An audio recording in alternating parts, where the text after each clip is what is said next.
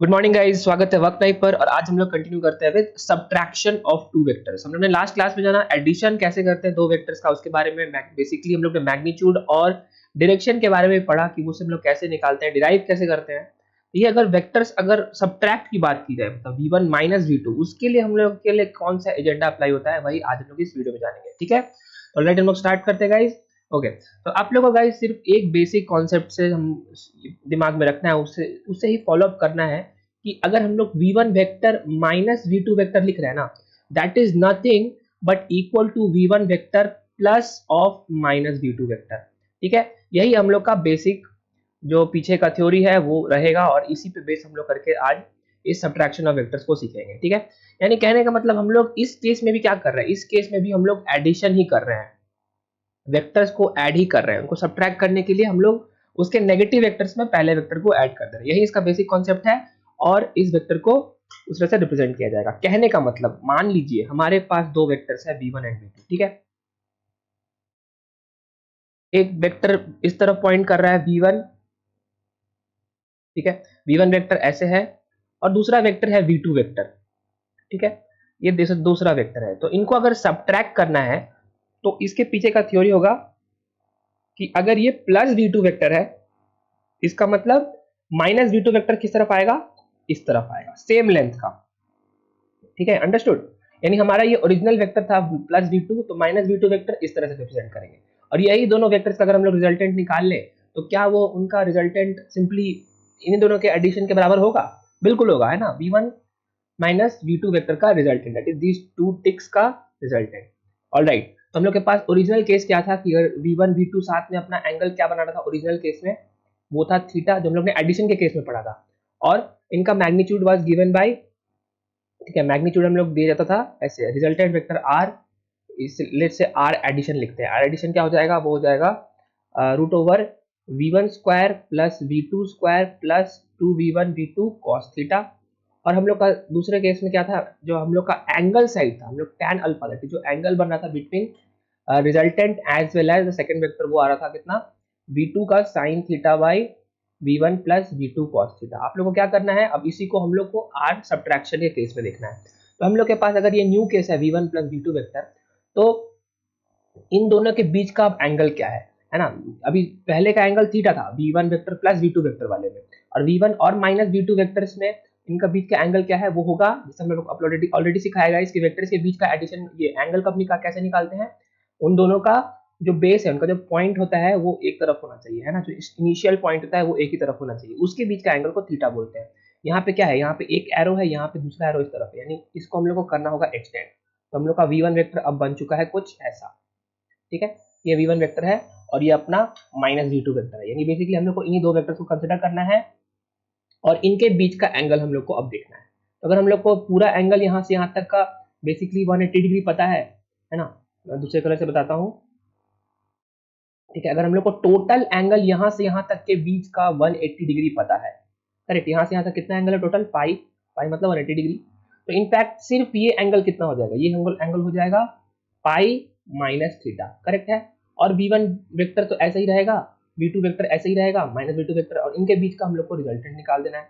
तो parallelogram law से सबको पता ही है कि diagonal of that completing parallelogram बनेगा हम लोग का रिजल्टेंट, और वो बन जाएगा अपना यहाँ से यहाँ तक का रिजल्टेंट ऑफ वेक्टर। ठीक है, और ये इसको हम लोग आर सब्ट्रैक्शन से डिनोट कर सकते हैं। तो हम लोग के इसी केस में क्या हो जाएगा, आर सब्ट्रैक्शन वेक्टर हो जाएगा। अगर हम लोग मैग्नीट्यूड की बात करें तो हो जाएगा root over v1 square plus v2 square, क्योंकि मैग्नीट्यूड तो एज इट इज रहेंगे, क्योंकि v2 वेक्टर v1 वेक्टर का मैग्नीट्यूड तो सेम ही है, प्लस एक ही चेंज आएगा 2v1 v2, जहां पे यह cos थीटा था ना, वो अब हो जाएगा पाई माइनस थीटा। क्यों? क्योंकि this was the theta, this was the angle that was existing between these two vectors, correct है ना। ये इसके बीच में एग्जिस्ट कर रहा था। और cos पाई माइनस थीटा का गाइस आप लोग को पता होगा, cos 180 डिग्री माइनस थीटा या cos पाई माइनस थीटा एक ही बात है, वो कितना होता है, वो माइनस cos थीटा के बराबर होता है। उसको हम लोग यहाँ सब्स्टिट्यूट करेंगे, वो उतना आप लोग के पास आंसर आ जाएगा कि रिजल्टेंट ऑफ मैग्नीट्यूड हो जाएगा v1 square plus v2 square minus 2v1 v2 cos theta. उसी तरह से हम लोग का सेकंड चीज क्या हो जाएगा, सेकंड हम लोग का रिजल्टेंट का एंगल हो जाएगा, है ना। एंगल अल्फा के लिए हम लोग बात करते हैं, उसके लिए हम लोग का फॉर्मूला क्या है कि tan of that, tangent of that alpha will be v2 sin 180 degree minus theta, क्योंकि हम लोग का न्यू एंगल क्या है, 180 माइनस थीटा है ना, या पाई माइनस थीटा, एक ही बात है। वो हो जाएगा, नीचे हो जाएगा डिनोमिनेटर में v1 plus v2 cos 180 minus theta. ठीक है, और अगेन आप लोग को बताऊं गाइस कि cos 180 minus theta minus cos theta होता है, तो साइन के साथ अगर वो सेम इक्वेशन चले, sin 180 डिग्री माइनस थीटा, वो क्या होगा, वो एज इट इज रहेगा, वो साइन थीटा ही रहेगा। हम लोग के पास न्यू इक्वेशन क्या आ जाएगा, वो आ जाएगा कि tan अल्फा बराबर होगा v2 sin theta as it is divided by v1 plus की जगह यहाँ पे आ जाएगा माइनस। ठीक है, प्लस था पिछले केस में, और अब आ जाएगा v1 माइनस v2 का cos थीटा। तो ये हम लोग के दो रिजल्ट्स आ गए, और ये हम लोग का सब्सट्रैक्शन ऑफ टू वेक्टर्स का फॉर्मूला बन गया। ठीक है, ये अपना मैग्नीट्यूड आ गया, और हम लोग का tan अल्फा क्या आ गया, angle v2 sin theta by v1 minus v2 cos theta. जहाँ पे अल्फा क्या है, जहाँ पे अल्फा क्या है, अल्फा है angle between resultant vector and the base vector. तो फर्स्ट वेक्टर से जो एंगल बन रहा है, कहने का मतलब हम लोग के इनिशियल केस में, इस केस में जो v1 वेक्टर और v2 वेक्टर था, इसमें हम लोग का अगर रिजल्टेंट देखते हैं ना, प्लस अगर हम लोग दोनों वेक्टर्स को ऐड करते, तो वो अल्फा क्या होता है, वो अल्फा होता है that is the angle from here to here. This angle को हम लोग अल्फा बोल रहे थे, करेक्ट। वो अल्फा इनिशियल, अल्फा एडिशन लिखे थे हम लोग यहाँ पे। उसी तरह से अगर हम लोग अल्फा सब्ट्रैक्शन की बात करें, वो होगा again that angle that is subtended between the base, ये रिजल्टेंट वेक्टर, हम लोग का रिजल्टेंट सब्ट्रैक्शन क्या है, ये वाला है, और बेस वेक्टर क्या है भाई, बेस वेक्टर तो वही है v1 एज इट इज। तो ये हम लोग का क्या हो जाएगा, ये हम लोग का हो जाएगा अल्फा सब्ट्रैक्शन। ठीक है, समझ में आया। एक बार और करते हैं, इस फिगर को फिर से ड्रॉ करते हैं, आप लोग के समझने के लिए क्विक रिकैप भी हो जाएगा। अगर हमारे पास दो वेक्टर्स है v1 and plus v2 vector है ना, यहाँ पे छोटा सा वेक्टर बनाते हैं फॉर एग्जांपल इस केस में v2 वेक्टर, तो इनका एडिशन क्या होता था, इनका एडिशन होता था सिंपली कि इन दोनों को एक जगह पॉइंट करके पैरेललोग्राम लॉ बना देना है। ये हम लोग का v1 वेक्टर हो जाएगा, और इसको हम लोग अगर कंप्लीट करेंगे तो ये हम लोग का हो जाएगा r वेक्टर,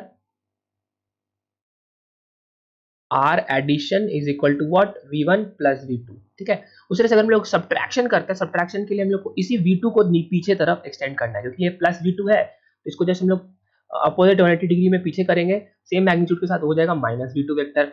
और इसी के लिए हम लोग के पास जो इक्वेशन आएगा, हम लोग के पास जो रिजल्टेंट आएगा, हम लोग का रिजल्टेंट क्या होगा, इन दोनों वेक्टर्स का बेसिकली रिजल्टेंट है ना, वो जाएगा subtraction of these two vectors. यहाँ से यहाँ तक हम लोग यहाँ पे पैरेललोग्राम हम लोग को एक्सटेंड करेंगे, और इनका के बीच का जो डायगोनल फॉर्म होगा, वो हम लोग का क्या आ जाएगा, वो हो जाएगा R subtraction, that is v1 vector plus of minus v2 vector, है ना, वही तो है अपना v1 vector minus v2 vector. और इसी के बीच का एंगल क्या हो जाएगा, ये होगा अल्फा सब्ट्रैक्शन का, और ये हो जाएगा अल्फा एडिशन का। समझ में आया। और फॉर्मूले में क्या अंतर आ रहा है, जो वहां पे फिर से लिख लेते हैं, फॉर्मूले का सिर्फ एक ही अंतर था कि आप लोग को थीटा को रिप्लेस किससे करना है, पाई माइनस थीटा से, यानी 180 डिग्री माइनस थीटा, क्योंकि the new angle between v1 vector and v2 vector is this thing है ना। वो थिंग कितना है, वो है 180 डिग्री माइनस थीटा, क्योंकि ओरिजिनली इट वाज थीटा। ये कितना हो जाएगा अपना, पाई माइनस थीटा। उसके कारण रिजल्टेंट का फॉर्मूला में चेंज क्या आएगा, सिर्फ एक एंगल का चेंज आएगा, v1 square plus v2 square minus 2v1 v2 cos theta, और जो हम लोग का tan अल्फा आ रहा है सब्ट्रैक्शन का, है ना, and tangent of that alpha वो हो जाएगा v2 sin थीटा, क्योंकि sin pi minus theta sin theta ही होता है, और v1 minus v2 cos theta will be the resultant of this subtraction of two vectors. ठीक है, इस तरह से उम्मीद करता हूँ गाइज आप लोग को ये भी क्लास समझ में आया होगा। मिलते हैं जल्दी ही नेक्स्ट वीडियो में, तब तक आप लोग मेहनत करते रहिए, और अपने जोश से सारे कामों में, लगन में उसको लगे रहिए, और अपने कामों को करते रहिए। ठीक है गाइज, मिलते हैं जल्दी नेक्स्ट वीडियो में, तब तक के लिए जय हिंद।